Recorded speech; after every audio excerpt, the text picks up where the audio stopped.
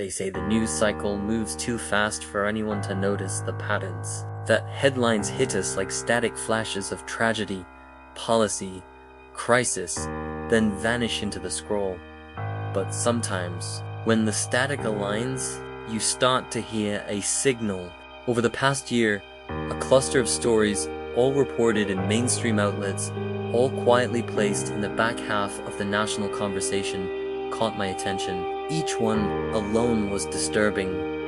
Together, they formed something else, something deliberate, something orchestrated, or at least that's what it felt like. Take, for example, a headline about a former US intelligence contractor from Afghanistan, a man who had once worked alongside American forces overseas, now charged with killing a member of the National Guard back home. News anchors called it a tragedy. Commentators called it a failure of the system. But I kept thinking about the details. A man trained, seasoned by war, once embedded in operations we'll never hear about, suddenly turning violent on domestic soil. That story came and went within 48 hours.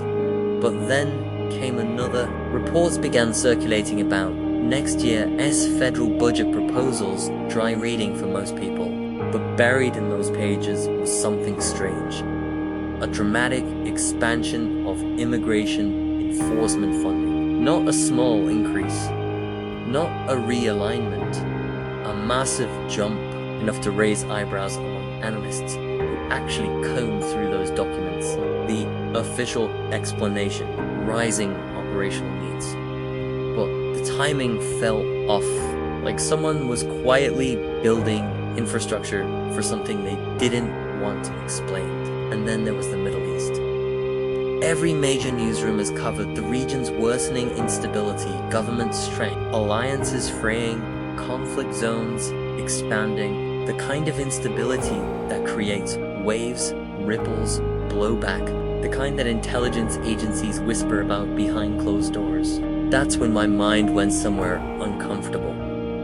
Back to the declassified files, the historical records, the remnants of a program once dismissed as conspiracy theory until documents proved it was real, and a program rooted in manipulation, influence, psychological engineering, a program that showed how far powerful institutions were willing to go when they believed the ends justified the means. Now, I'm not saying any of these events are connected. I am saying they feel connected.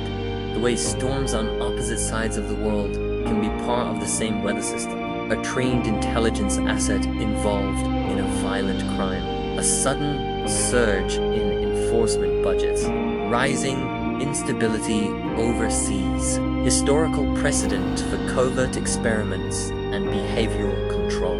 It all started to look like a pattern someone might design if they wanted the public unsettled, afraid, divided. They wanted to push a narrative that justified new powers, new funding, new oversight, all under the banner of protecting us. A classic strategy in the world of psychological operations.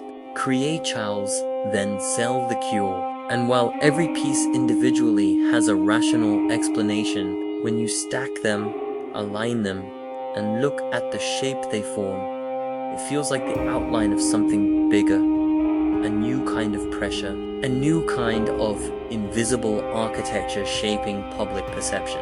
Maybe it's coincidence, maybe it's nothing, but late at night, when the noise of the world dies down, I replay those headlines. The quiet crime involving a former intelligence worker, the budget ballooning in the background, the escalating conflicts abroad, the shadows of old programs we were told ended decades ago. And I wonder, are these events just fragments of a chaotic world, or are they pieces of a design we were never meant to recognize?